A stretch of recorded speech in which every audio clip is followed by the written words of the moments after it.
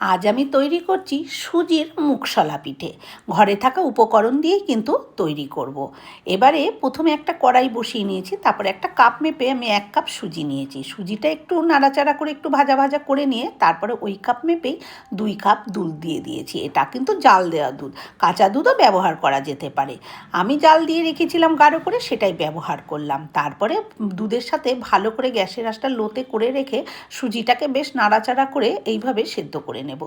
তারপরে নামিয়ে একটু ঠান্ডা করে নেব, বাট খুব ঠান্ডা নয়, বেশ একটু গরম থাকতে থাকতেই এটাকে মেখে নেব। আশা করি আমার হাতের মাখার অবস্থা দেখে বুঝতেই পারছেন বেশ একটু গরম গরম আছে। হাতে একটু ঘি লাগিয়ে মেখে নিলাম।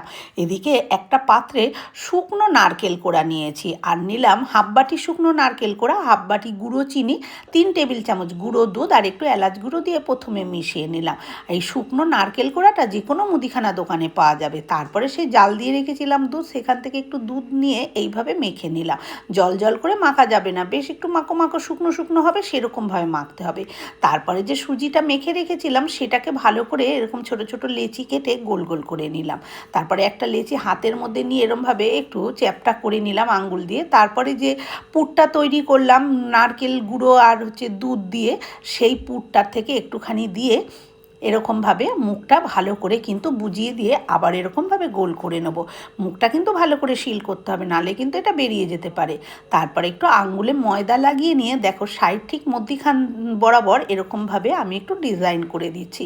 এবারে এইরকমভাবেও তোমরা করতে পারো, আবার এটাকে চাইলে এই যে আমি যেরকম আঙ্গুলের সাহায্যে এই যে একটা সাইডে ডিজাইন করে দিচ্ছি সেটাও করতে পারো।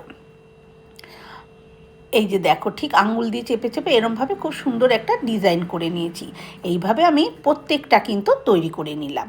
এদিকে একটা মিষ্টি শিরা তৈরি করে নেব। তার জন্য নিলাম কড়াইতে 1 কাপ চিনি, আর তার সাথে আমি 1.5 কাপ জল দিয়ে দিয়েছি। দিয়ে চিনিটা খুব ভালো করে ফোটা পর্যন্ত অপেক্ষা করব। একটু এলাচ গুঁড়ো দিয়ে দিয়েছিলাম।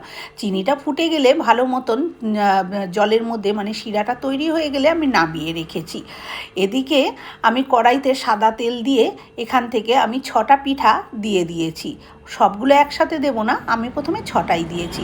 দিয়ে উল্টে পাল্টে এইভাবে লালচে করে ভেজে তুলে নিলাম। একটু লালচে হয়ে গেলেই তুলে নিয়েছি। আর এটাকে তুলে সোজাসুজি কিন্তু আমি চিনির শিরায় দেব, কারণ এর থেকে বেশি লালচে করতে গেলে কিন্তু এটা একদম কালো হয়ে যাবে। ঠান্ডা হওয়ার পর এটা আরেকটু রং ধরে যাবে। এইভাবে আমি সবগুলো ভেজে নিলাম। ভিডিওটা কেমন লাগলো কমেন্ট করে অবশ্যই জানিও। ভালো লাগলে একটা লাইক দিও। ধন্যবাদ।